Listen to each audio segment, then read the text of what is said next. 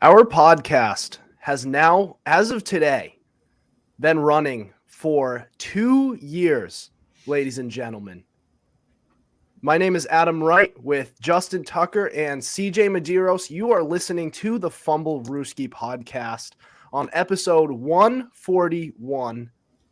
It is now, it's December 9th, and 2 years ago today, myself, Justin, and another co-host who is not named CJ Medeiros, somebody else, we came together and we said, let's start a podcast. We've been talking about it for years. Let's do it. And so one of us wasn't able to keep going, just wasn't interested. But Tuck and I have been going on ever since, and CJ has joined us. And we're having plenty of guests on to help us celebrate.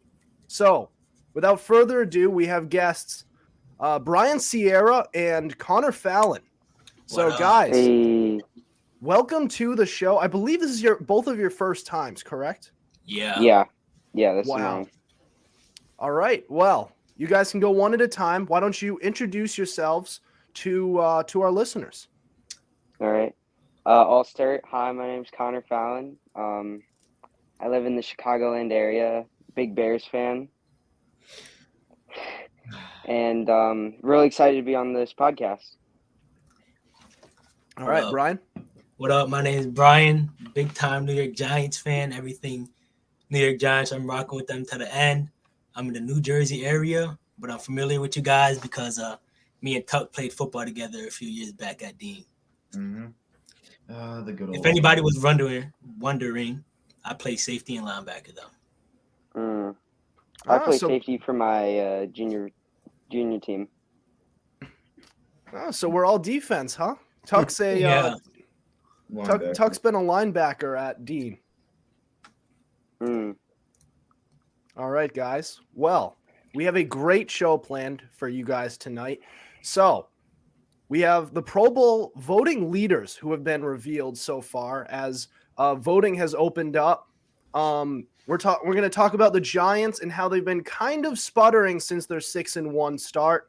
The Rams, who are now 4-9, just a year removed from a Super Bowl victory. We're going to get to our fantasy stardom, sit-em.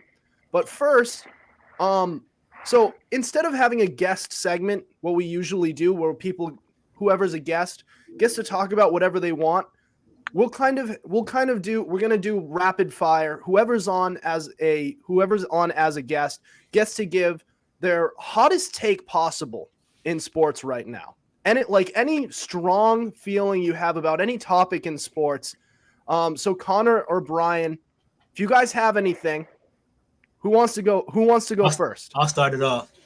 I think the Rams are looking real good with Baker Mayfield. They might be a problem coming there now on. They might go on a little streak, I think. That's just how I'm Super Bowl champions? I don't know playoff about streak. I think that they could make a push for the playoffs depending on how things go out with their other. But I think that I really believe in Baker Mayfield cooking up 2 days into the new offense. I might sound crazy, but I don't know many quarterbacks that could go 98 or 96 yards in 2 minutes, let alone a quarterback doing it 2 days into the new offense. So I think Sean McVay and Baker Mayfield might have something up their sleeve. That's interesting. I think the 49ers should, probably stay with Jimmy G and not try to look for a new quarterback. He's already led you to the Super Bowl. Just keep going with him, and I think he's the perfect fit for their team. All right. Absolutely. That's not a bad take. Yeah. I think they're both pretty good takes. So the only problem with the Rams though is I'm looking at the standings right now. They're 4-9, right? Yeah, they won't make the playoffs, but they're 4-9. They would just have to leapfrog in the hunt. They would have to be one of those in the hunt teams that could, I don't know. Yeah. They would have to leapfrog 8 teams if they're going to. No, yeah, they're not going to make the a playoff push. But you mean they get hot, win Yeah. a couple games, go into next season feeling good about themselves. I got an even better take though. I feel like the Eagles get bounced first round. Okay, Overrated. that's a better, Yeah, better one. That's that, actually funny that because CJ's been sounds saying very that. reasonable. Like obviously, like first round, they're gonna get the first round bye most likely, but they're gonna get bounced in the playoffs. They're an overrated football team. That's Yeah, actually funny first- because CJ's been saying it for months. Yeah, It's we all knew just they were gonna their be good. schedule is softer than Albert Hainsworth in Washington. All I'm right. not like I don't know about a soft schedule. Like it's NFL any given Sunday, but I just feel like I don't know. They're winning too many games. They're a little bit too hot right now. Still got to get cold someday, so they might get bounced sooner than. So Sooner. who's Yeah. going This up? Who do you think? maybe mean, a they little are bit of vulnerable. it's maybe a little bit of the Bears fan bias in me, but Justin Fields wins MVP in the next 3 seasons. You never Well, know. You got to give him a line first. Yeah, that And offensive weapons. line needs to get better. That kid's getting killed. I feel so Mhm. bad for him. Oh, and more receivers not named Darnell Mooney. I mean, they got Claypool. Oh yeah, you're right. You're right. I forgot. But That still, doesn't sound like much of an Yeah, Yeah, they got I mean, Claypool. they're probably gonna get a top pick. They're gonna get a top pick in the draft. So I don't think they would take a receiver with their first round pick. They're probably gonna take like Will Anderson Yeah, to help their defense. right now they're but- the second worst team in all of football. So they'll Yep. get a top pick. Yeah, I mean, Yeah. quarterback's not their need. I would say, yeah, get Will Anderson. You'd be a good Mhm. replacement for Khalil Mack. But Mhm. here's the thing, Connor. So the top 3 projected picks are going to be quarterbacks. So do you see them moving back, trading back, and finding another guy, tackle, wide receiver, piece on defense? What think- do you think? Yeah, that's what my dad was talking about like yesterday. He was saying he doesn't think that the Bears are going to keep that pick. He thinks that they're going to try to trade down to get future assets in the years coming. Maybe trade to a team like the Lions, who have been kind of hot, who may not get that pick. I mean, maybe, but don't the Lions have the Rams first rounder that's Yeah. shaping up to be a top 10? Oh yeah. Yes. So the Rams don't have any picks. Mhm. I think that's a And they top won't 5 for a pick, isn't it? while. It's They a said top that's 5 big. pick right now. I think it might be, yeah. I think it's 'cause like 4. I It's know like 4 because or 5. when I was looking at it the other day before Thursday Night Football, I know it was at number 3, but they just won last night, Yeah, which was we were- wild. That's we were another cheering story. for the Rams. So then we can get that number 2 pick. Well, they're at number 3 now. I think you're already at the number 2 pick right now. The Yeah, Bears. just so then we stay at the number 2. Yeah. Yeah. I just think you might want to trade back with that pick because it's going to be it's going to be 1, 2, 3 at quarterback most likely. Well, So, Adam, what's up? hear me out. Don't sleep on Will Anderson. You see, look, I know it's a quarterback heavy draft, but sometimes you got to take the best player available. And you can make a solid case that Will Anderson is arguably one of, if not the best player in the draft. I mean, quarterbacks, you never know. Because, from Georgia. huh? What about the D tackle from Georgia? What's his name again? Carter. Oh, Jalen Carter? Is that him? Yes. I believe that. I'd take Will Anderson just slightly, but that's just. Well, yeah, there's an argument to be made. I mean, I'm not gonna say he's the best player, but I think he's the best defensive player. Like I mean, said, that- if you gotta take the best player available sometimes. I mean, that Bears team needs a lot of help at a lot of places. Yeah. Mhm. Other than quarterback and I think running back. Look, here's my I will die on this hill with David Montgomery. And maybe this is biased because I've been drafting him in fantasy for years, and he hasn't exactly lived up to his potential. But if he had a better offensive line, just a better offense in general to work with, he could be a top 10 pick in all of fantasy. He's handicapped. Oh yeah, by- that makes perfect sense. Put him in Jonathan Taylor's shoes. Like, And he puts up similar you would- results. Yes, This year. without the injuries. Exactly. That's what I'm. And Taylor gets hurt too. Yep. Yeah. So I don't know. But I do want to get going on our agenda for today. So the Pro Bowl voting leaders have been revealed, and it is as follows. You guys ready for this? So Yeah. I'll start from the bottom because the number one is wow. So Travis Kelce is 5th with 131,000. Tyreek Hill is 4th, 132,000. Patrick Mahomes, 133,000 at 3. Then at 2, it's Justin Jefferson with 137,000. Number 1, Tua Tagovailoa with 138,000 votes. Mhm. Unbelievable. And Wow. I'll give it to this kid. He has played his ass off this year. He's had a pretty good season. And 3 of the 4 games that Miami has lost have been where Tua has went the majority, if not all of the game, not playing. Because one of those losses, he technically started. He went a quarter and a half, and that was where he almost got his head ripped off. Yep. But do you think he deserves this? Is this guy? Is this? We'll go around the table. We'll start with Connor, and then go to Brian, and then we'll go to the co-hosts. What do you guys think? I mean, he has been playing amazing, but so he's the number 1 quarterback right now. He's the number 1 player right now. Yep. I mean, yeah, he probably is. If it's not him, it would have been Mahomes or Hurts, maybe Burrow. But I think that's a little surprising, but not as surprising as I assumed it would be. Yeah. All right, Brian. I actually think it's very surprising given I don't really think he's even the best quarterback in his division.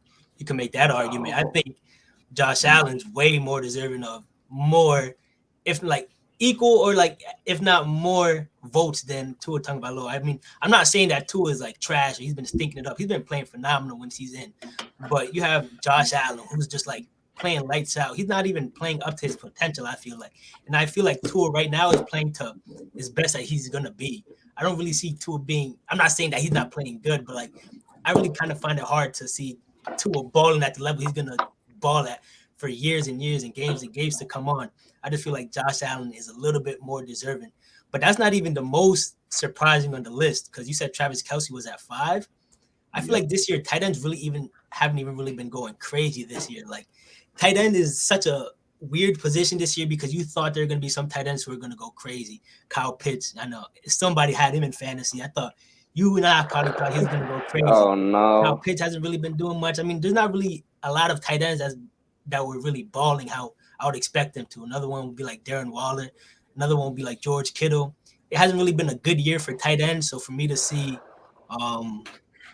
Kittle at number 5 of all votes is crazy. Very surprising list, though, in my opinion. Mm-hmm. Yeah, I'll say that much. CJ? I'm not surprised at Tua. And it's not because I, wanted him to be here. It's more of a cynical thing. And let me tell you why. Let's The hear it. NFL, there's a saying, recency bias is a hell of a thing. And it's true. Tua Tagovailoa is not a top 3 quarterback. You could argue he is not a top 5 quarterback. I mean, personally, that's a bit of a gray area for me, but I know he's not top 3. He's not better than Patrick Mahomes, nor is he better than Josh Allen. And, I mean, that's as far as I'd like to go as far as, like, the AFC is concerned. But are we really going to forget how this man was the spitting definition of mediocrity before he got Tyreek Hill?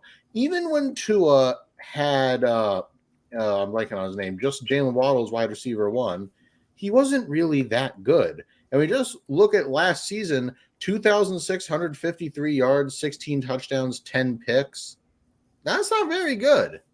So I mean, it's not an indictment on his playing. It's just like, of course, there's the the young new hot shot. People are gonna come out in droves to vote for them. That's just how it is, unfortunately. Like I said, recency bias. It's a magical thing, isn't it? Mm-hmm. Yeah. All right. Talk. All right. The first thing I'm going to say is when I saw the list that you showed me, I was like, I don't see Saquon on here. That's kind of surprising to me that he didn't make top 5. I really thought Saquon would easily make top 5 because he's in the New York market. And he's like one of the reasons the Giants have a 500 above 500 record right now. So I was shocked when I saw it and he didn't make it. Then I saw number 1. I saw 2 and I was like, how in the world did Tua Tagovailoa? Not saying that he's having a bad season or that he's not good, because he is. I was like, how did he skyrocket over Patrick Mahomes and Josh Allen to be the number 1 spot? Everybody else, I understand where they're at, but Tua shocked me a lot when I saw it. I was like, Tua? Don't get me wrong. If he was like top 15, I'd get it, but top number 1 of the whole list? Don't really get it right now. All right. So, Tua missed 3 games. Technically, he started one of those games, but he only played like a quarter and a half of it. But in how many games has he been in? It's been, so the team is what, 9 and so all right, here it is right now. Team's 8-4. Mm-hmm. He missed 3 games, so that's 9 games. In 9 games, where Tua has played, 21 touchdowns to 5 interceptions, nearly 3,000 yards. That's not just being carried by your wide receivers good. That's like on another level. Like, if this guy played all 3 of the games that he missed, which we know he couldn't, but let's say he never got hurt and he actually played those games, then we're talking about a very, very different MVP race. And we might see Tua as the lead candidate right now. Just based on the projections. He's probably going to get over 30 touchdown passes as it is, while missing 3 games. That's just insane to me. And like, I get it. He hasn't been great in his first 2 seasons, but that's why my criteria for quarterbacks has always been the same. Give them 3 years. Give them 3 seasons, and if after 3 seasons you don't see anything, then you give them the boot. And Josh Allen, I believe, has been mentioned so in this segment. But look at Josh Allen's statistics in his second season. They're not that good. They're just like okay. Like he shows some improvement, but the leap from year 2 to year 3 is very much like the leap that Tua has taken from year 2 to year 3. And part of that has a little bit to do with the weapons around him. Same thing with Josh Allen. He didn't have much when he first got to Buffalo. Then they started giving him some weapons. They got him Cole Beasley. They got him John Brown, and he got better. But then they gave him Stephon Diggs, and then this guy lit it up. And of course, like that's part of football. Everyone needs their pieces. You need to have a little bit of time to throw, and you also need some pieces to throw to. Josh Allen got that, and he's ever since been one of the best quarterbacks in the league. Tua now has that. He had rookie Jalen Waddle, and now he has prime Tyreek Hill and Jalen Waddle going into his second season. So, and they also got don't forget, they also got this guy protection. They got him Terron Armstead.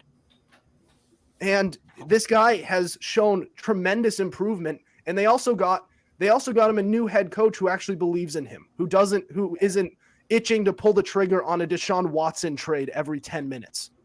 So I'm pretty impressed. And like, I would say it is surprising that this guy became, that this guy is the lead voter, the lead in votes. But like, people look at the new shiny object.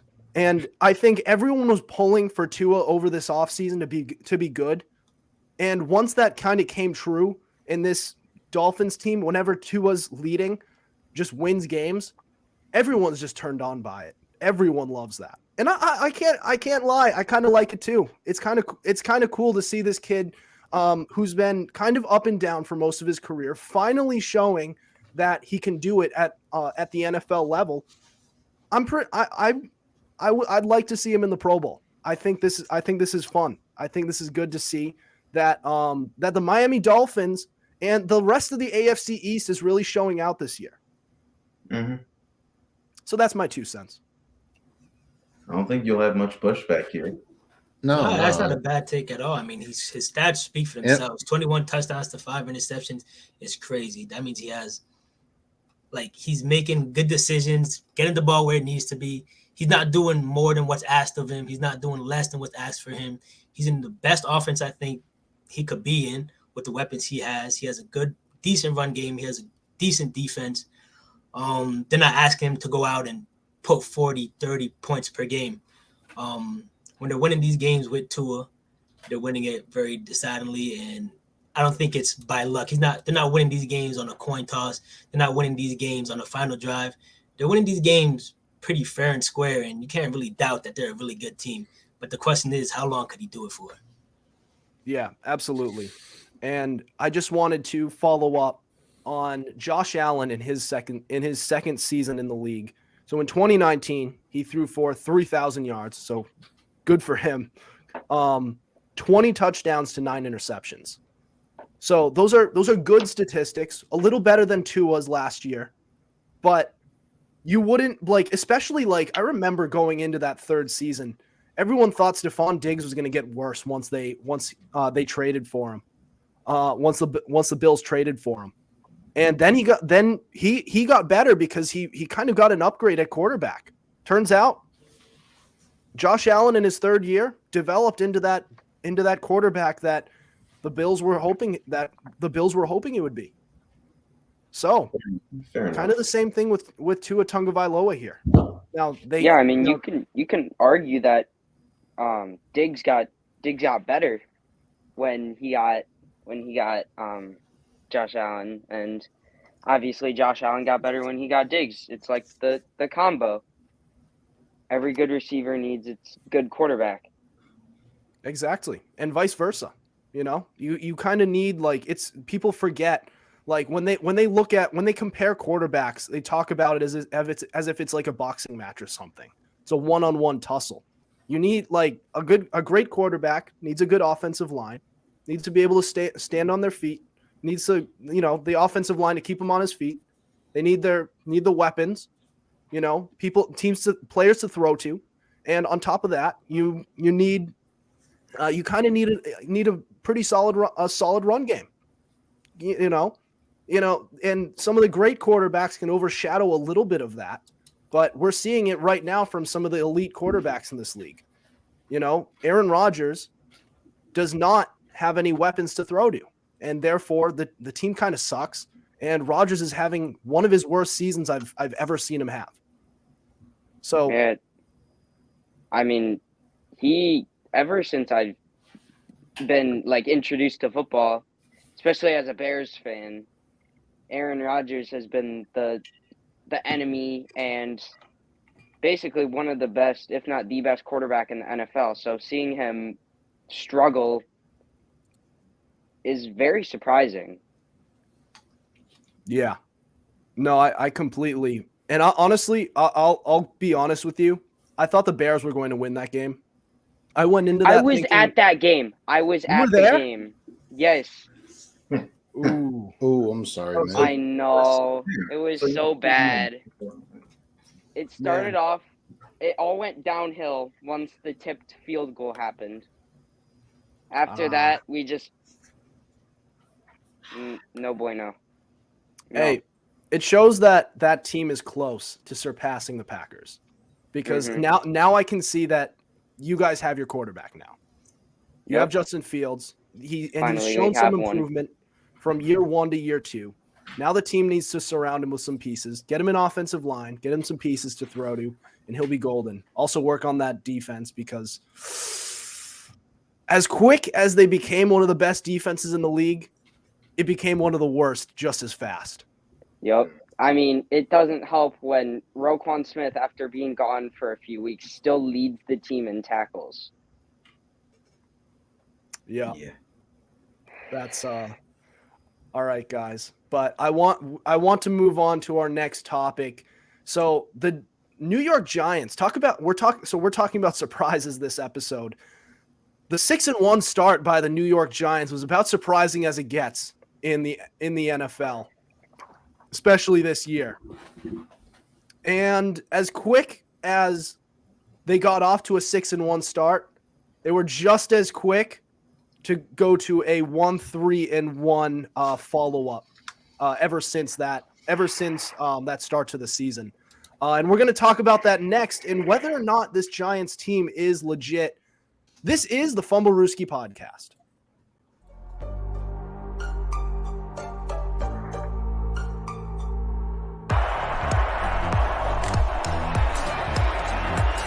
Here's Edelman broken up, and the pass is no sign yet.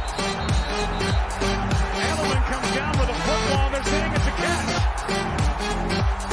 This is caught. Diggs!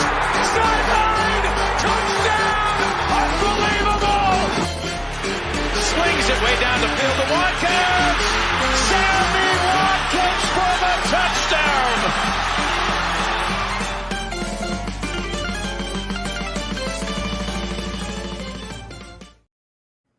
You are listening to the Fumblerooski podcast by Power 88 and Secret Weapon Consulting. Adam Wright with CJ Medeiros, Justin Tucker, and special guests Connor Fallon and Brian Sierra. So, the New York Giants. All right. So, the Giants started 6-1 to the season. And we were also watching the New York Jets on the other side, who were enjoying some success during that same stretch. It was like football in New York really is looking up. Mm-hmm. Since then, 1-3-1. And all right, so Brian, I promised I'd start with you. Talk to me, dude. What's going on with your Giants? It's not really what's going on with the Giants. It's kind of like defenses are now noticing what our plan to win is.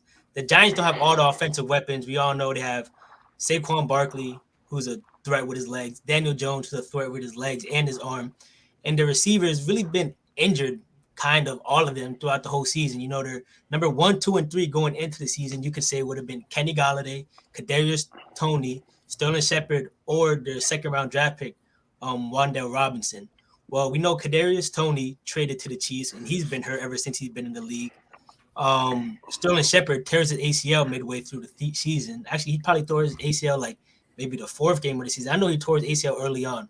Wan'Dale Robinson tears his ACL, and Kenny Golladay has kind of been a no-show since he's been signed to the Giants. You know, he still hasn't had a receiving touchdown. He's been signed to a 5-year, $72 million contract. He's maybe had 400-yard games and not even one touchdown to show for it.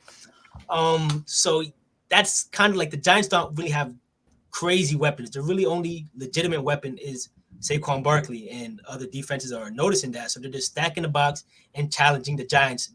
Beat us with Daniel Jones with his arm talent. And so they're just lining up in the box. They're playing heavy box defense, and the other defenses are stopping Saquon Barkley. When Saquon Barkley does good, the Giants win. When he doesn't do good, the Giants don't win. So that's what teams are noticing. So they're like, we're gonna make Daniel Jones beat us with his arm, which he hasn't really proven. He's a good quarterback, in my opinion, but he hasn't really proven to take that next step to elevate his players. He's not one of those quarterbacks who are going to elevate his players like Josh Allen. Josh Allen could roll out the pocket, make plays with his legs, throw the ball down when he has to. I'm not saying Daniel Jones can't do that, but he can't do it on a consistent basis, or he has to show it on a consistent basis. You can see Patrick Mahomes. They're like, oh, what is he going to do without Tyreek Hill? I mean, he still has Travis Kelce with him, but he has, I would say, a bunch of receivers who aren't really going to pop off the screen because they have a Juju Smith-Schuster. They have a Kadarius Toney who's also been injured because they traded with him for the Giants. Their rookie running back, Isaiah Pacheco, has been doing a lot of work since he's been in the league. But I just feel like the Giants' downfall or like their little lack of luck, I would say, is because other teams are stopping them on defense. I don't think that they're a bad team. I don't think that they've been getting lucky, but I just feel like on this next stretch of games, the Giants know that they have to win these games because these are all must-win games because the Giants very well can make it to the playoffs and they could very well get bounced out of the playoffs. And I feel like if they don't make the playoffs or like they don't really win these next games, the coach may lose the locker room because the players are like, we started off so good. You're being so aggressive to start off the year. Now, like the past few games, the Giants kind of have been play to not lose. They haven't really been play to win offense, in my opinion. They're running the ball on like 2nd and 7 when I think they should be more pass heavy. When Daniel Jones passes the ball, which he rarely does, when he passes the ball, they do good. I just don't feel the Giants have the most confidence in Daniel Jones like the fans do. All right, solid take. Connor? I have a question for you, the Giants fan here. What's up? I would say, do you think you're getting OBJ? See, everybody likes to talk about this OBJ stuff. I would be happy if the Giants got him. Of course, OBJ, prime athlete, but I don't really feel the need that the Giants really need an OBJ on their team, to be honest. I mean, what is he? He's 29, 30, 2 ACL tears and a broken ankle. Yeah, I understand if Odell was at his prime, I would love OBJ, but I just feel like at this point in the season, and there's like been rumors that he's not even going to be ready for up until the playoffs. So I feel like if the Giants don't even make the playoffs, which they well could not make the playoffs, if they don't even make the playoffs, they're just going to kind of waste money and waste cap for next year signing Odell, a player that's not even fully 100% healthy. And I kind of feel like he's been in like headlines too much and he's not even playing. I understand he's not a player who's just not going to want attention on him. He's Odell Beckham Jr. He has 4 million followers on Instagram. He's going to bring attention. But that'll be good for the team and bad for the team because if they don't do good, they're going to banter OBJ on the post-game conferences. They're going to be like, are you sure you made the right decision coming to New York? And I just feel like it'll mess with the chemistry of the team because the Giants do have a lot of young talent in the wide receiver room. Absolutely. All right. Oh, yeah. I think I'm kind of opposite on you, man. I think adding a player like Odell Beckham Jr. would be amazing for this team. I mean, you said that their wide receiver room is, to be honest, not the greatest. I mean, they're probably about the same level with the Bears, maybe a little bit better, maybe a little bit worse. I don't know. I can't really determine that. But I think if you add a player like OBJ, even if you guys don't make the playoffs, you guys see how they started off 6-1 this year. Mm-hmm. If they can do it again next year with OBJ healthy, with Daniel Jones improving and Saquon Barkley improving, if they resign him, because I think he may be a free agent this year. Yeah. If they resign Saquon Barkley and get Daniel Jones to keep improving, and I think that can be amazing for the team. But there are a lot of rumors of him going to the Cowboys. Yeah. Which and obviously all this Daniel Jones talk, I mean, how many chances are we going to give Daniel Jones before we talk about him being not even out the league or being like a serviceable backup? Mac Jones got 2 years and people are already writing him off. This is Daniel Jones, his 4th year, and everybody's saying, oh, he doesn't have enough chances. He doesn't have this. He doesn't have that. You can make the argument for, any other quarterback who's kind of been not really that good. Any quarterback who really is good, Daniel Jones has shown he could be that guy. I mean, he has flashes where he's going down on a 2-minute drill, and he has flashes where he takes accountability for his losses. He's not a quarterback out here saying that his team is not good enough for him. I guess we all heard about what Zach Wilson said on the Jets. He puts up 22 yards in the second half. They ask him, "Oh, was this loss your fault?" He says no. I don't think Zach Wilson is a franchise quarterback, but I feel like Daniel Jones, the way he handles himself, the way he goes about press conferences, the way he works in the offseason, you can see that he's trying to do better for the team. I just feel like he's just been in a really bad situation. But then again, really good quarterbacks thrive even when they're not in the best of situations. Mm-hmm. I think that's another route that you guys could go. Maybe package over the offseason, maybe package a player who's maybe on their contract season in the next few years with a few draft picks to trade up, maybe with the Bears, for that second overall pick to take a guy like CJ Stroud or Bryce Young if he falls past the Texans. For sure. I mean, there are a lot of routes with this team, and I hope for you as a Giants fan that they make the right one. Yeah, I do too.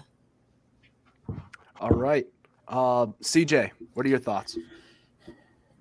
Now the question here was the Giants 6-1 start fool's gold. Yeah. Oh, absolutely. Brian, no disrespect, obviously, but I said it. I kept saying it. If you were during the season, I'm like, something's up. I mean, is this team greater than the sum of their parts? Turns out, no, they're not. Not having a receiver will do that. And I think Brian put it really well when he said the Giants have figured out if you can stop Saquon Barkley, you've effectively stopped the offense. And if Daniel Jones has to beat you with his arm, you're going to win. So, long story short, I don't want to eat up too much time, but yeah, it was 100% fool's gold. And I also say I got to agree with Connor, when it's like just, I don't know, package like a few picks and like move up and take like a Bryce Young or a CJ Stroud or Will Levis or whoever goes first. Boy, are any of those quarterbacks actually better than Daniel Jones? I mean, I don't know. I don't think so. I think I mean, Bryce you can Young make is the the most argument NFL. for right now. Yeah, I think Young is the most NFL ready. Stroud, I don't know. I'm not. Maybe Ohio State curse. I mean, you could say Fields has broken it, but we don't know yet.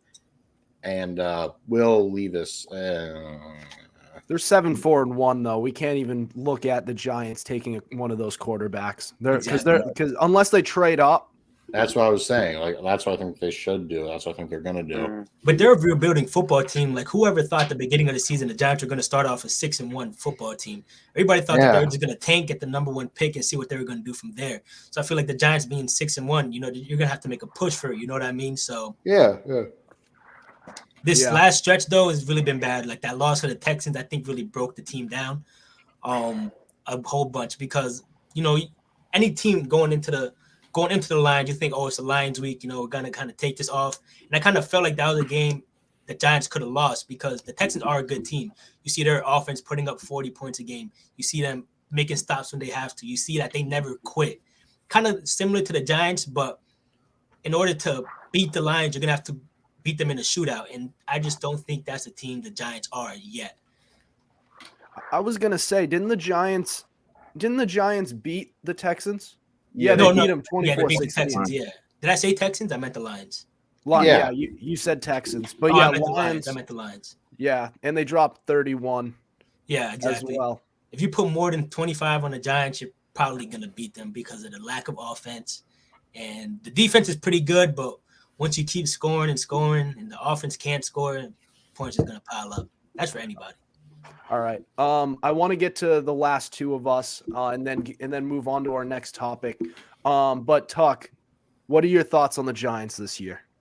I'm going to keep it short and sweet. This offense only can go as far as Saquon. If he has a monster day, they can very much get a win. But if he has a mediocre type of day, like only 31 rushing yards and maybe like 25 passing or receiving yards, then yeah, this offense will die a slow death. And it's unfortunate that this is still the offense that it's been since 2018 that they have to rely on Saquon so much. But this is what happens when you spend big on free agency and you're not getting back what you're supposed to. Kenny Galladay has been a bust, a scrub, if you will, if we're just being honest here. I don't know why you guys traded Kadarius Toney and not used him more often as you should have, but again, it is what it is. I think you guys should have tried to invest more into the weapons surrounding Daniel Jones, even though I don't think Daniel Jones is great. I think he's solid enough quarterback to win you some games. The problem with that is I don't think they have the weapons surrounding him enough to be able to win those games. Now, they did do him a favor by getting him by drafting Evan Neal for him to help shore up that offensive line. But outside of that, I don't think they have the necessary weapons around him to win. Outside of Darius Slayton, I don't really trust anybody going deep or like threatening me deep. So as long as you can shut him down, that offense isn't going anywhere, and they can just put like 8 or 9 people in the box to stop Saquon. So until they can figure out a way to add more people into the offense, you're just going to continue to die a slow death unless Saquon just has monster games. All right.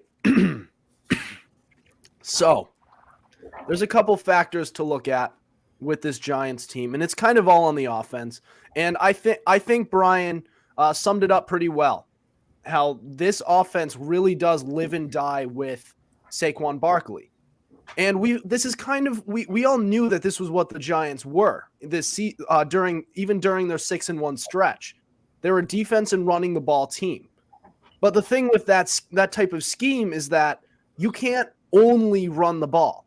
You have to have kind of a serviceable passing game so that your team so that the opposing defenses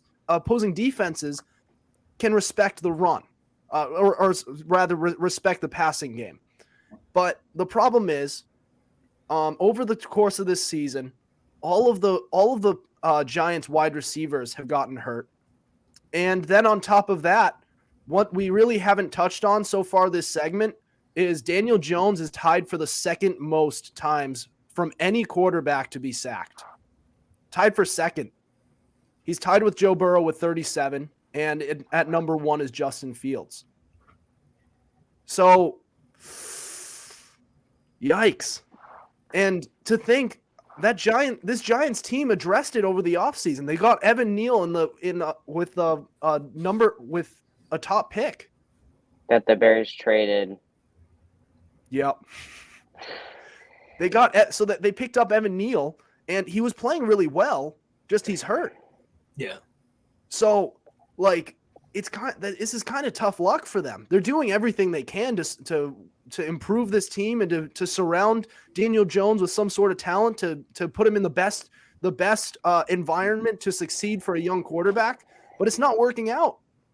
They go out and they buy Kenny Golladay, who is having really good seasons with the Lions. Didn't work out. They went and got in with a first pick in 2021. They got Kadarius Toney. Kid looks good, but he can't stay healthy. It's just not looking good. And it really is just a lot of bad luck because this team looked really good. And that defense and running the ball scheme was working until it didn't. In the same stretch of time when all of their wide receivers were getting hurt, all of Daniel Jones's protection got hurt. So obviously there's going to be stacked boxes. You're not going to produce enough offense, and you're not going to be able to get things going. And ultimately, that's going to trickle over to the defense because it's going to get everyone. It's going to get everyone on. It's going to get everyone on that team tired as the game goes on. Doesn't matter who you are, if you're Kayvon Thibodeau or if you're name the player. You're gonna get tired. Yeah. But anyways, we actually have another. Hang on. So we have. I believe this is Aaron Wise who's trying to join, but he needs to. Connected. Yeah, it says it's not connected. Would either of you, Tuck or CJ, would you be able to send him a message or something through the Fumblerooski? Email through the Fumblerooski and just let him know he has to connect his devices. I know he's trying to join. You're welcome to come on, dude, but we'll see how it's not letting it. Yeah, it's not letting me connect him. This is probably a perfect time for me to say this, but I gotta head out right now. So I really appreciate you guys having me on the show, and if I can make it Tuesday, I'll definitely join. But once again, thank you for having me on the show, and I love you guys' content and hope to keep talking with you guys. Yeah. Appreciate you coming on. We enjoy your fan box responses too. A lot of good stuff. So yeah, definitely we'll have you on again. If you want to come on Tuesday, then you're welcome. But thanks for joining. We enjoyed having you. All right. Thanks. All right. See you guys. I'll see you around, man. Of course, Seaman. Peace. All right. So anything else we want to say on the anything else we want to say on the Giants here? Watch this run that we go on.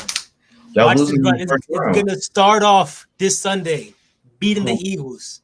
Okay, now I wish you would. That is I cool. wish. No, That is I cool. actually wish like you would beat Philly because it'd be funny. I'm rooting for you. I really am.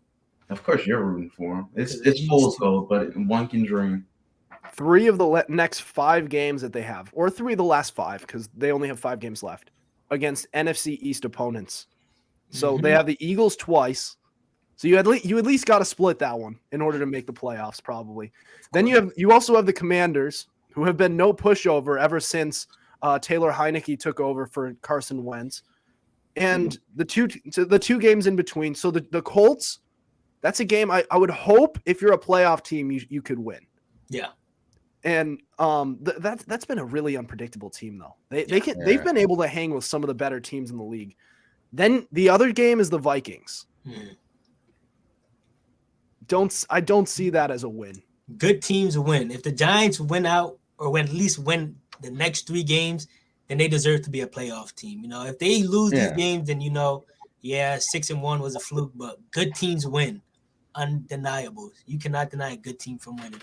You can't take away wins from teams. That's what I'm saying.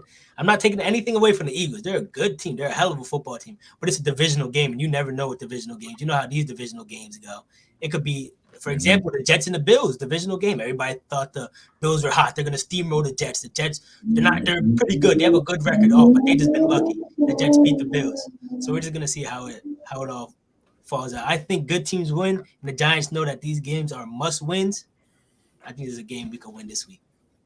Yeah, well, if they have some challenges coming up, so it's going to be interesting. But we have another guest coming on, and it's a returner. And Aaron Wise, dude, you've been on my. This is what our third time. Your third time on the show. Yeah, rounder. Yeah.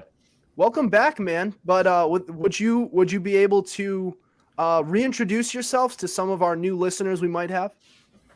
Oh yeah. So I'm Aaron Wise, and I'm from Illinois. Awesome. And so Brian here, Brian Sierra, one of our new listeners, is a Giants fan. From my understanding, so you're a Jets fan. So we got 2 I'm a Jets fan here. Oh, who's the better team? I'm gonna say Giants.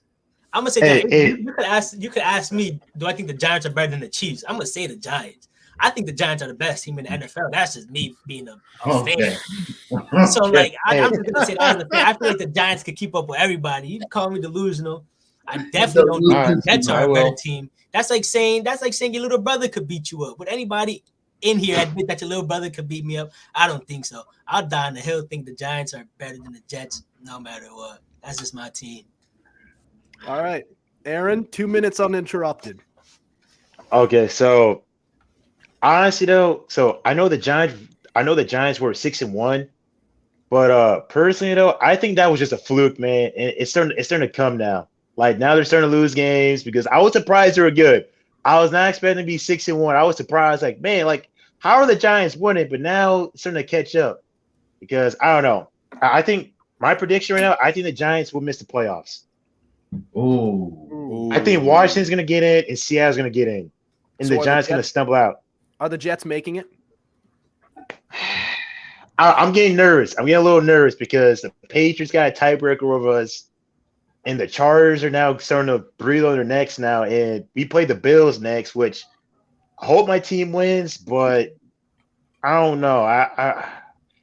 I'm not really full on the Mike White train yet because a lot of Jet fans are on the Mike White train now because Zach Wilson played so bad against New England, like he had to get benched. But I don't know. The division, we're not going to win the division. Personally, I don't think we're going to win the division. Personally, for me, that's out of the question. Yeah, like I think if we could win a division, we basically kind of need just to win out. We got to beat Buffalo again, and the Dolphins. I think personally, if we're going to have a chance at winning the division. But New England, I'm so surprised we got swept by them. I'm really actually surprised. Finally, like I think we honestly should have swept you guys. No offense, but yeah, we kind of let those 2 games slip from us. But All right. yeah. You know, I think that Jets team was a lot more formidable when you had Breece Hall. And now that Breece Hall is hurt, and Michael Carter's all right. He's a solid running back. I've always liked him. And James Robinson, he hasn't quite been the same since his torn Achilles, but he's still a solid running back now. And I'm sure, like, with modern day medicine, it looks like running backs are getting a lot better now coming off those Achilles tears. But it was the running game that was getting you guys going, man. And the defense, it's still ferocious. But if your offense can't keep the defense off the field and keep them well rested, then it's going to get tired and they're not going to be as effective. Yeah. Yeah, but like honestly though, I know that we lost Breece Hall and everything, but me personally as a Jet fan, I'm over that because that was like weeks ago. Because like me personally as a Jet fan, I kind of move on with that and not make too much excuses of it. But like Bam Knight's looking pretty good. I've never heard of this guy until he started running pretty good. But James Robinson, I'm a fan of him. If I'm being honest, he's looking really slow. Like he can't get yards, man. He just can't do it. Mm-hmm. I don't know what's going on. Like I don't know why all of a sudden he looks really slow now. He looks slow and chunky. I'm telling you, it's the Achilles tear. Running backs are almost never the same after that. The only running back who's actually shown that he could be anywhere close to his former self has been Deontay Foreman. He was a good young running back for the Texans who looked like he had a bright future. Few games into his career, or maybe it was a year or so, he tears his Achilles, and he hasn't been the same until this past calendar year, where he's really, really looked good. Yeah, or for example, I know it's not the same injury, but Adrian Peterson, when he tore his ACL, like I think 2011, and then every next year he had like an MVP year, like 2,000 yards. Yep. But not everybody's gonna be like Adrian Peterson, so that's pretty rare. That's kind of a flash in the pan. And usually ACL tears, you see running backs coming back from that, but it's usually they take a whole season of being not very good before they're the very next season after that where they're lighting it up. Saquon Barkley, for instance, he tore his ACL, came back last season. He was awful. And this season he's been awesome. Dalvin Cook, in his rookie year, he tore his ACL. He came back his sophomore year, sucked. Ever since then, the years since then, he's been one of the best running backs in the league. But Achilles tears are kind of a different deal, where it takes you a year where you're not gonna be very good. Then the year after, you're gonna be lighting it up just like before. And I think that's probably going to be the same thing with Breece Hall, sadly, because I was pulling for him. It has nothing to do with the fact I've drafted him in 2 fantasy leagues.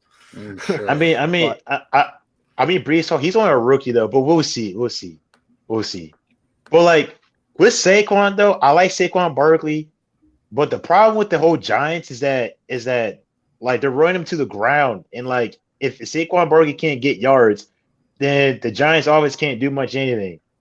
Like hopefully Odell goes to the Giants. Like I don't know if Giants fans want that. Me personally, if I'm a Giant fan, I don't want Odell Beckham because he tore 2 ACLs already. Like that's what I said. I'm kind of off the Odell Beckham wagon. I like Odell Beckham, but the ACLs, man. So Brian, that's the second guest that we've had so far. So the guy who was on before you, Connor Fallon, said the exact same thing, but Brian has other thoughts. Yeah, I mean, the Giants, they're just a really I'm not gonna say that they're a really lucky team, but they're winning these games with a little bit of fate. You know what I mean? But you can't take it away because the Giants beat some pretty tough teams. Like they beat the Ravens, they beat the Texans. Not the Texans. They beat the Titans. Who else would they beat? They beat like pretty good teams. I feel like they lost to the Cowboys twice. Yeah, but both of those games you could have easily won. But I don't know. From now on, I just feel like Giants are gonna get hot. They're gonna be the team to beat. Okay. Call me delusional. And when I come back, just know I started it right here. Giants gonna win on Sunday. Then Giants gonna go and they're gonna beat the Commanders because they tied them.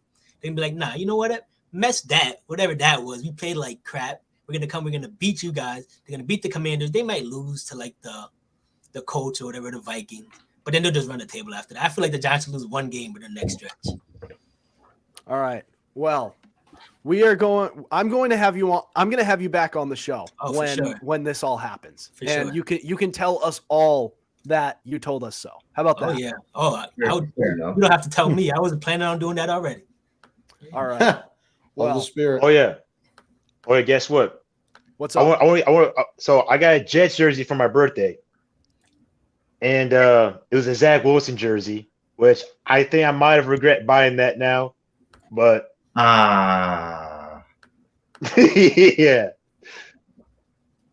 All right. Well, we have another special guest on. So, John.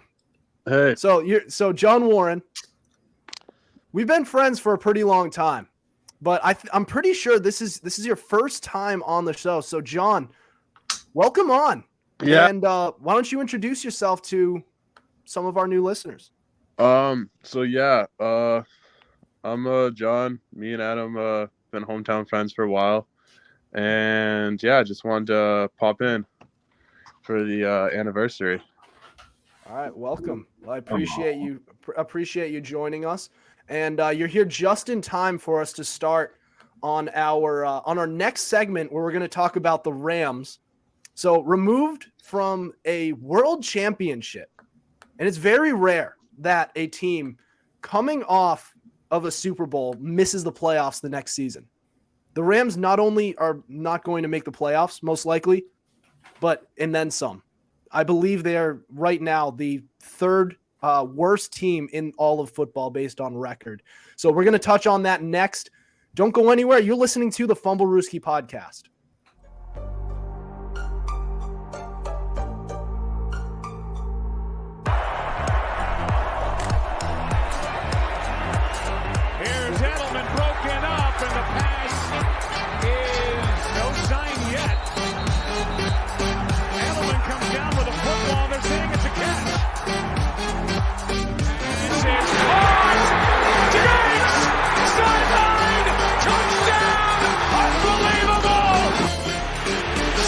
Way down the field to Watkins. Sammy Watkins for the touchdown.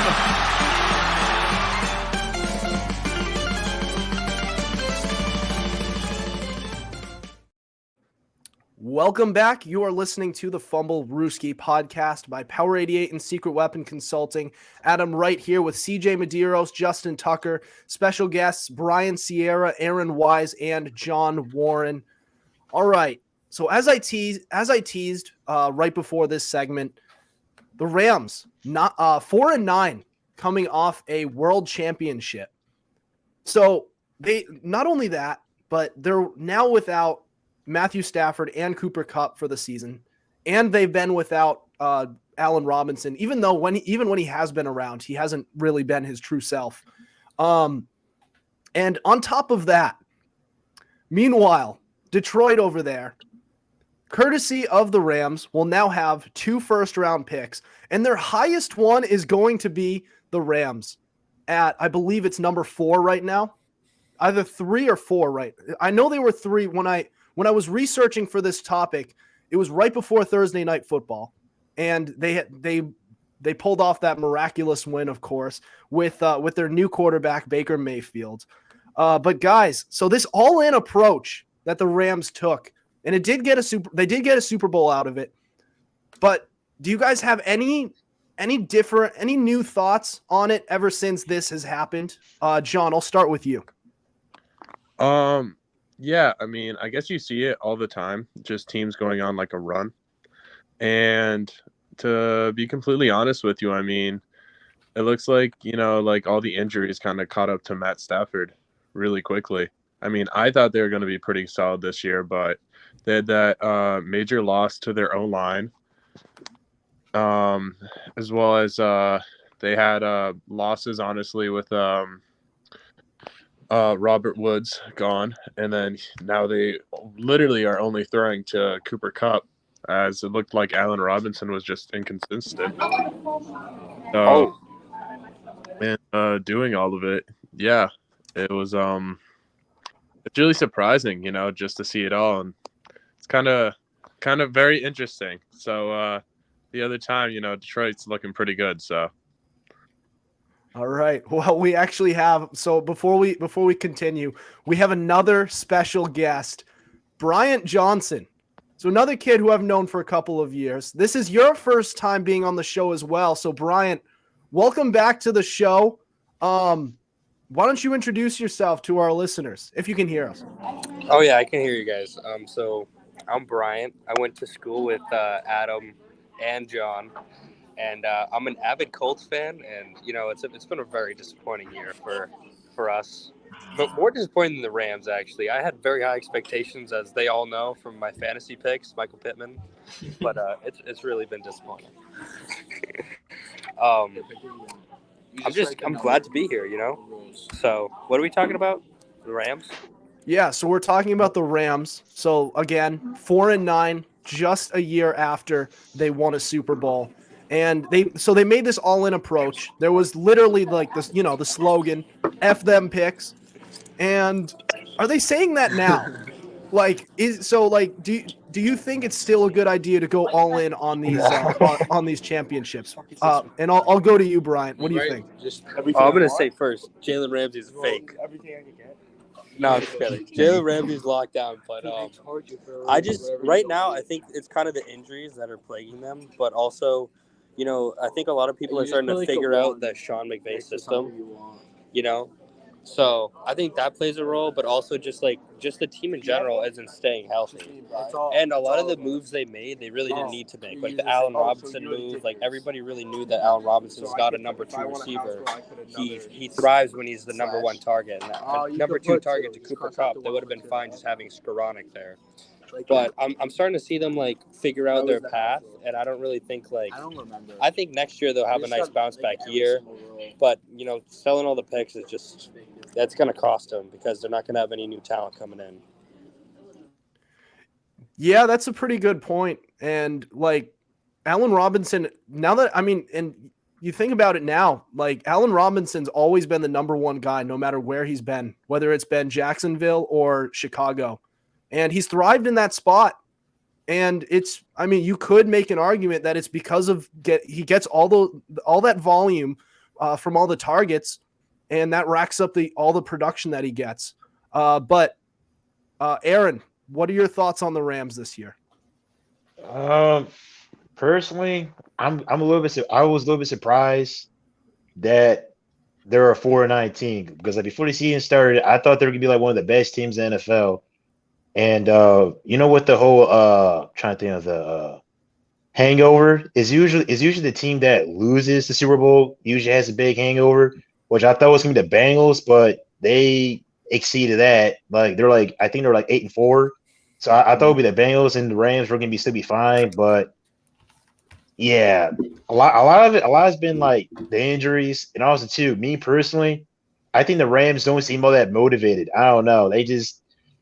They already got a ring. They're probably thinking, I don't really got anything else to prove, really. I already got my paycheck. I'm good. Yeah, that's all I got with the Rams. But they did win a Super Bowl, and they went all in for it, and that's what they got. And maybe they wanted more than just one Super Bowl, but they could get better after this year. They still have their pieces. They're going to get Cooper Kupp back next year. And they still have Matthew Stafford whenever he gets healthy. Maybe next year they get Wright again. You never know. Or Baker. Yeah. You think Baker will be the future? Come on, man. Come on. They traded all of those assets for Matthew Stafford. You got to roll with your guy, especially if you won you a Super Bowl. All right, Brian, what are your thoughts? People ask themselves, did they win or lose that Stafford trade? Any team who wins the Super Bowl after the trade wins that trade, but at what cost? They gave away all their picks. They signed basically everybody who kind of helped them win that Super Bowl to big contracts. You look at Aaron Donald, big contract. You look at Jalen Ramsey, big contract. You look at Stafford, big contract. They kind of knew that's kind of like a recipe for disaster. Not really, because you win a Super Bowl, it's an odd situation. When you see teams who go all in, they usually stick around for 2-3 years, like you see the Buccaneers, they win the Super Bowl, but they come back. They're still the Buccaneers. You know what I mean? They're no pushover. The Chiefs, they win the Super Bowl. They still stick around. They're not no pushover. Even when Tom Brady left the Patriots, they made it to the playoffs like a few years with Mac Jones. Even though it was 1 year, like they didn't have a drop off. How like the Rams had a crazy drop off. I feel like players really have been having like a bad string of luck. Like Jalen Ramsey, he's playing good defense, but it's like every receiver who plays against Jalen Ramsey is like Randy Moss. You know, like they're making these crazy catches. Everybody's going crazy playing against Jalen Ramsey. He's not a bad corner by any means. It's just he's just getting really unlucky. They're having a really bad stretch of luck. Cooper Kupp getting hurt. Stafford getting hurt. Losing a lot of games. Have no picks. I kind of see they're still a good team. Like they have the players to become a good team. I feel like it's not like they don't have the talent to win games. It's just like bad luck, bad Super Bowl hangover, I guess you would say. That's really all I have to say about that. Though hopefully they can start kicking it up maybe next year. I feel like they still have enough talent to be a pretty good team, somebody to be scared of. But just this year didn't go to plan, I think. All right. CJ. I'm not going to tell you whether or not they won the Matt Stafford trade. I'm not going to, I mean, we all know they're in a Super Bowl hangover, but this season, this epic collapse, if you will, I think is indicative of a much more serious question. Selling out your team's like immediate future for a year, maybe two, of a wide open Super Bowl window, is it really worth it? Now, obviously, there's no right or wrong answer. I mean, we're all entitled to what we think. But bear in mind, this team's not going to be good for a while. Sean McVay, there's been hints that he might leave, and he already has a broadcasting deal lined up when he goes. Aaron Donald was this close to retiring last season. Jalen Ramsey hasn't really been all that good this year. Injuries abound. Stafford's old. So, and you got to remember, look at all of these awful, awful contracts that they're still going to have to pay out years down the line. And someone said to me, hey, don't worry, they'll be good again in 3 years. And I'm like, no. 3 years is probably when they're going to have a clean slate. 3 years is when they can start rebuilding. So in reality, they're probably not going to be good for like 6 to 7 years. But, I mean, as your organization falls apart around you and your team reverts back into something Jeff Fisher wouldn't look at twice, I guess the real question is it worth it? I mean, one Super Bowl for like a decade, maybe, of failure? I don't know. I grapple with that one. All right. Tuck? All right. If I'm looking at the Rams season as a whole for what our projections were for the Rams to what they are now, it's been an abysmal season. Matthew Stafford has looked overrated in my eyes. He hasn't looked the same. Cooper Kupp is injured. Allen Robinson isn't the same. Even when he doesn't get targets, and even when he does get targets, they're almost never completed. That defense isn't what they once were. Jalen Ramsey, every time I watch his games, feels like he's getting burnt on every play. I don't know what it is. He's supposed to be this all-pro corner, but it's just one of those years where he's just having a bad year by his standards. Just overall, this team is just having a major Super Bowl slump. So when CJ started to bring up about is it worth it, at the same time, what they're going through, it doesn't feel like it, but we got to remember, they did win a Super Bowl. If you do sell out and win a Super Bowl, yes, it is worth it. I don't care what the end results may come. We can deal with that down the line. But if you have an opportunity to win a Super Bowl championship, you take that and you run with it. I don't care if I'm not good for the next 2 years, 3 years, however long it takes. If I can get a Super Bowl ring to and I want to say congratulate our fans, whatever, and congratulate our players, you're damn right I'm going for it. I'm going for a Super Bowl title. And I'm not going to be apologetic for it if I go all in now just to get it. So it's a slump, it's a hangover, but at the same time, it's well worth the hangover because of what they achieved last year. All right. So Adam, what's up?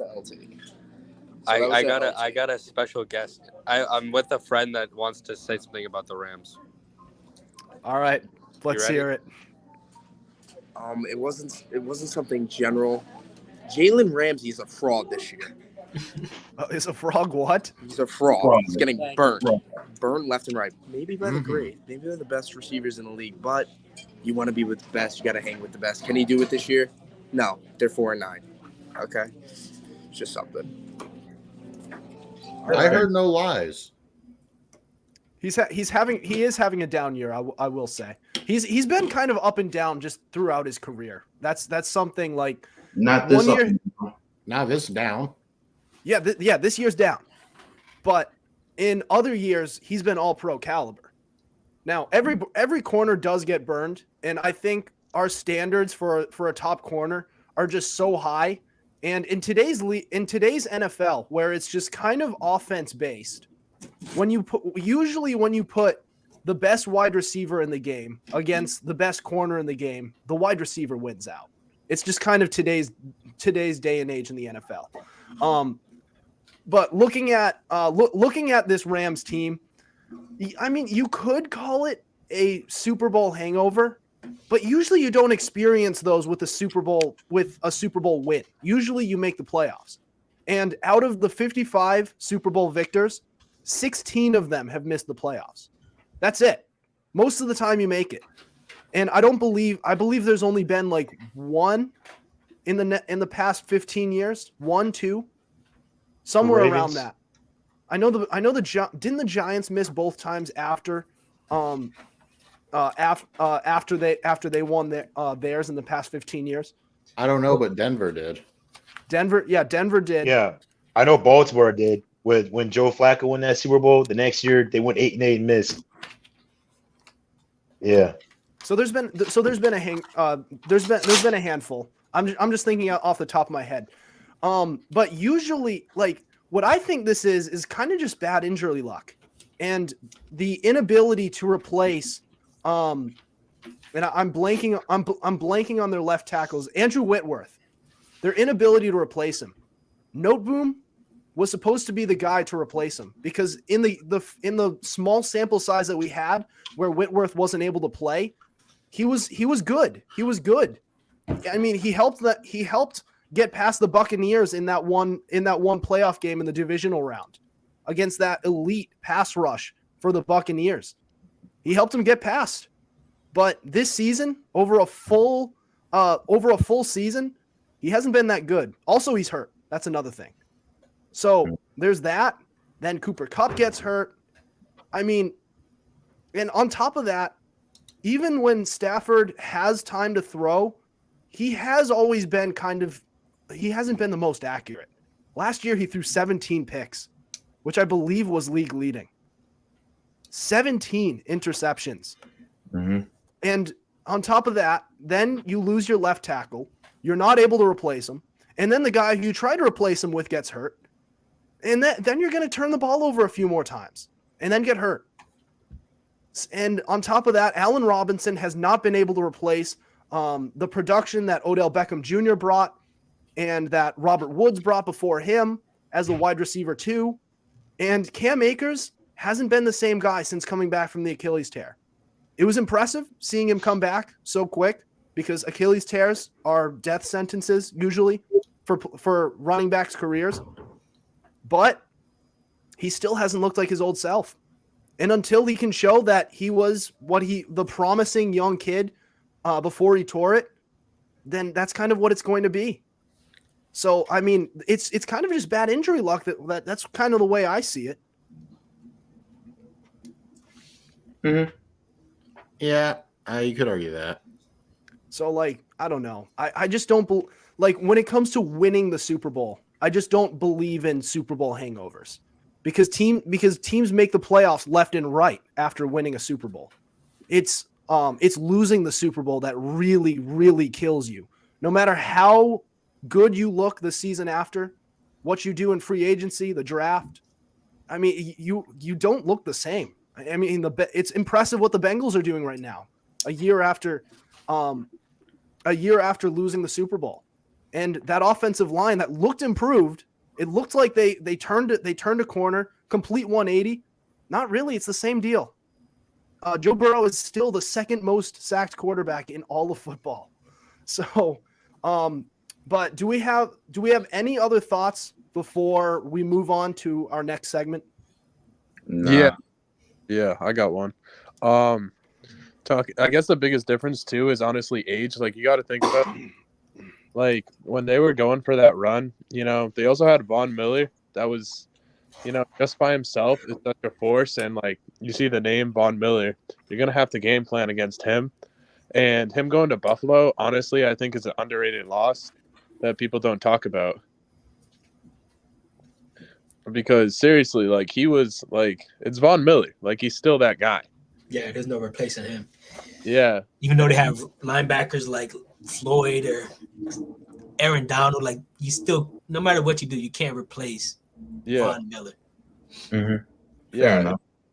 I mean, it happens in everything else, but it just speaks on like, honestly, like it speaks more, if anything, on like the success of the Bengals, just because of how young, how talented that wide receiver core is. The best wide receiver core right now in the NFL, for sure, hands down. And I mean, yeah, it just speaks to that and just the youth that they had, and really just seeing like going all in. It works, but you just deal with the consequences afterwards, because you can get like a one and done type deal. Like the Miami Heat did that back in the day. They pretty much went all in, got that, and then they kind of were like mid for like the longest time. So before LeBron. But yeah, anyways, thanks for having me. I got to run, but it's been a pleasure. All right. Thanks, John. Thanks for joining us. All right. That was John Warren. He's been a follower of the show. That was his first time on. So we appreciate you joining us and hope to have you on again. All right, guys. Well, we're going to move on to our next segment, which is our official fantasy football part of the show, Fumblerooski Fantasy Fix. And on Fridays, as always, we go with our Stardom Sit-Ems. So that's next. Don't go anywhere. You're listening to the Fumblerooski podcast.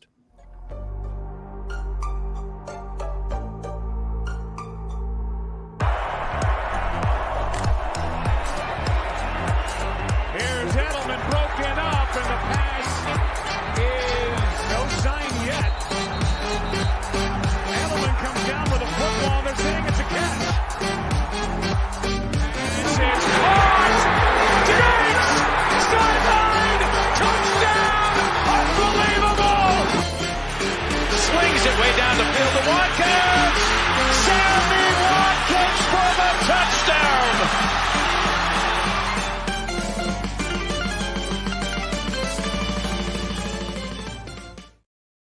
This is the Fumblerooski podcast by Power 88 and Secret Weapon Consulting. Adam Wright here, CJ Medeiros, Justin Tucker, special guests Aaron Wise and Brian Sierra. All right, we have reached the Fumblerooski Fantasy Fix. And on Fridays, we have our Stardom Sit-Ems. So your official Week 14 Stardom Sit-Ems for fantasy football by the Fumblerooski podcast. Starting off with running backs, as always, we're going to start Deontay Foreman at Seattle and Ezekiel Elliott versus Houston. We're going to sit Bam Knight at Buffalo and Leonard Fournette at San Francisco. For wide receivers, we're going to start Jerry Jeudy versus Kansas City and Marquise Brown versus New England. We're going to sit Darius Slayton versus Philly and Gabriel Davis versus the Jets. As for tight ends, we're going to start TJ Hawkinson at Detroit and Hunter Henry at Arizona. For sits, we're going with Tyler Conklin at Buffalo and Evan Engram at Tennessee. For quarterbacks, we're going to start Kirk Cousins at Detroit and Derek Carr at the Rams. For sits, we're going to go with Tom Brady at San Francisco and Daniel Jones versus Philly. For defense, we're going to start Cardinals versus New England. Chiefs at Denver. We're going to sit the Vikings at at Detroit and the Jets at Buffalo. All right. So I'll let our guests chime in a little bit. Do you guys have any? Give us and try to be brief because we're running hot. We're running pretty far up there on time. Give us a stardom. I don't have any stardoms, but when you said sit Darius Slayton, that's kind of a. I understand. Maybe I may be biased as a Giants fan. Maybe. Because Okay, the Giants but- are the best team in the league, according to you. Okay, but like okay, but look at these stats. Last game, 6 receptions, 90 yards, average 15 yards per game. 15 yards per catch. The game before that, 3 catches, 63 yards. The game before that, 5 catches, 86 yards. The game before that, 3 catches, 95 yards. The game before that, 5 catches, 66 yards. He's putting up the numbers that he has to be. Even though you might think, oh, he's on the Giants, he's not a number 1 receiver. He's a 5th-round pick. He's putting those numbers up. He's had that chemistry with Daniel Jones since he's been with the league, and the numbers just keep getting better and better and better ever since they've been having the injury bug. So I just feel like Darius Slayton might be a little bit like, he might be tough. I'm starting him. You'd want to start him? I would start him. He's starting for me. All right. So the reason why I don't have him as a start is because he's the only So I agree with you. I really like Darius Slayton. I think he's one of the more underrated wide receivers out there. Yeah. And especially through a fantasy football perspective, he's been, especially for the past month or so, he's been performing. The reason I have him as a sit is because he's facing that Philly defense. And Philly ranks number 5 in yards allowed against wide receivers. And they only have one guy to focus on in Darius Slayton. So it's going to be easy to game plan for a wide receiver who's going to be the only one. And Philly knows it. That's the guy who Daniel Jones is going to target. And besides a few dump offs to Saquon Barkley, that's really going to be it. Yeah. So that's kind of my logic there. And let's looking at the wide receivers who have the teams that they've been going against. Washington, they've been kind of middle of the pack against wide receivers. Dallas has been solid. Trevon Diggs is a little bit overrated. I like him. He's a playmaker, but if you look at yards allowed, he allowed almost 1,000 yards last season, and he's on pace to do it again this year. Detroit, they're still young in the secondary. Houston, they have Derek Stingley Jr., who's been stingy, pun intended. But then there's Seattle, and that scoring 11 points against Seattle and Tariq Woolen, it's pretty impressive because that kid's not allowing any yards. Jacksonville, where he got 15 points. That team's still young in the secondary. They've like, as good as he's been and as underrated as he is, he has been taking advantage of defenses that are like just kind of okay against wide receivers. And now he's going up against Philly. Yeah. And I think the only thing he has going for him is that you can pretty much bet on it that the Giants are going to be playing from behind. So game script is going to be in this guy's favor because they're going to have to throw it a lot in order to stay in the game. Yeah. But other than that, the secondary is really good. It's really good. If you have James Bradbury as your number 2 corner to Darius Slay, wow. That's a good secondary.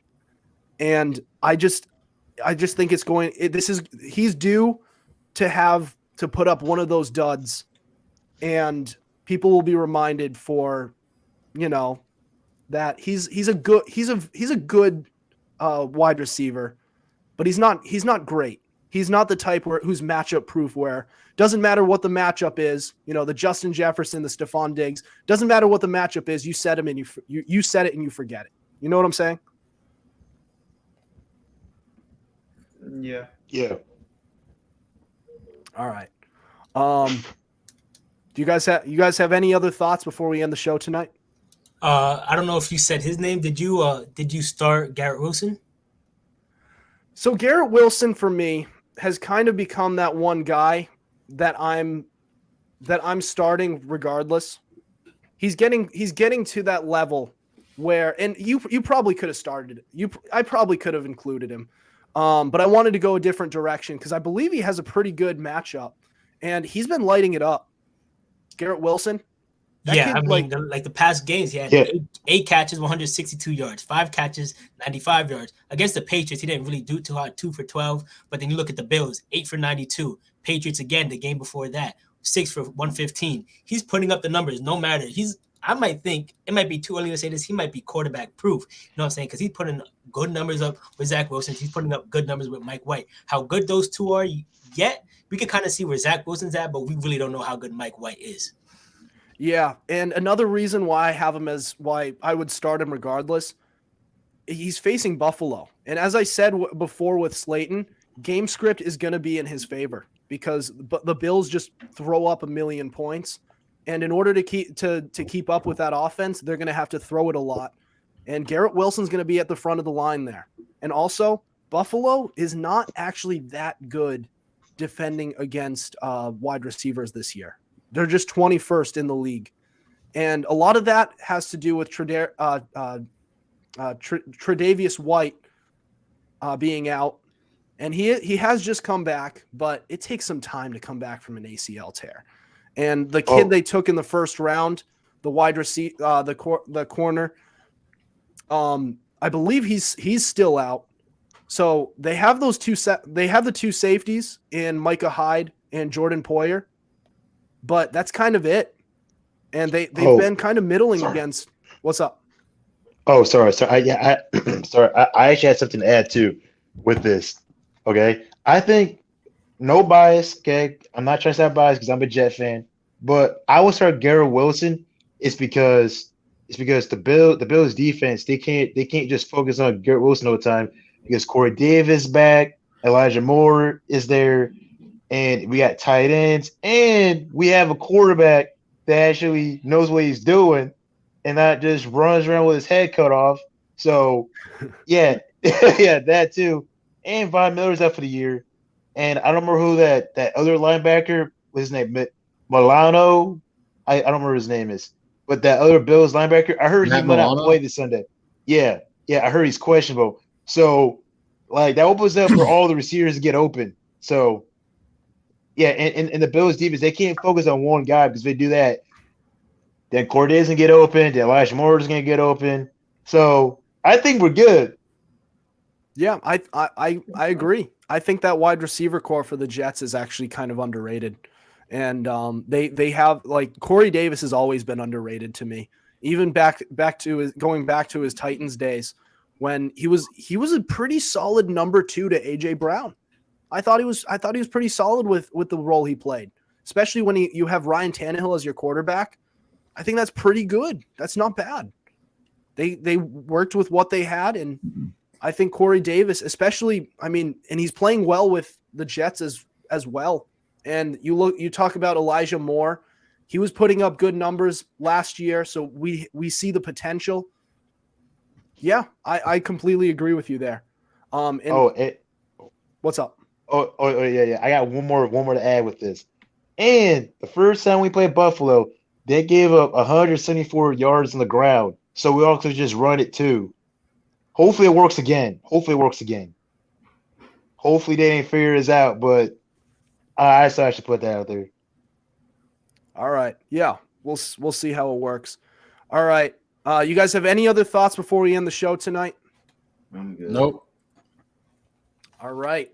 Well, Aaron, thanks for joining us again. It's always a pleasure. Yep. Brian, welcome to the show. I appreciate you coming on. Hope to have you on soon. I'll be back next week after the Giants play.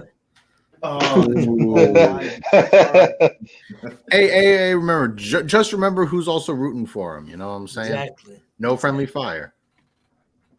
All right. Well, that'll do it for us tonight. What's up?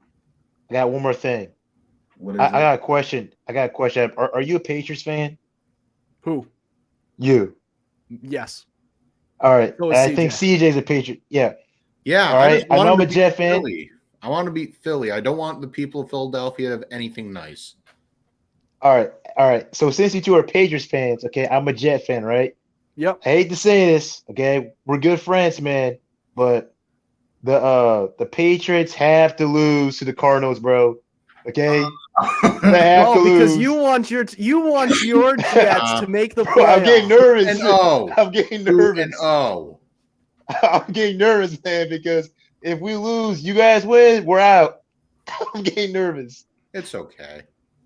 Yeah, but there's still 5 games left. I'm Don't not worry. sure if You I'm should be used to it now. No, I'm not sure if I'm completely, I'm not sure if I have full confidence in the Patriots to make it, even if I don't either. even if they do win this weekend. So I think you might be set there.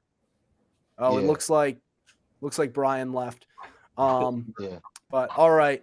But we do need to end the show tonight. So do you have any other thoughts? Anything else? No, I'm good. Nope. All right. Well, that'll do it for us tonight. Thank you for listening to us. We have new episodes out Tuesdays and Fridays at 7:30 p.m. Eastern Standard Time. Be sure to subscribe to our YouTube channel. We also have all our episodes available on Spotify, Spreaker, Apple Podcasts, iHeartRadio, Google Podcasts, and so much more. Also, be sure to follow our Instagram at Fumblerooski_podcast to keep up with our podcast and latest coverage on the NFL. Otherwise, we'll see you next week. Over and out.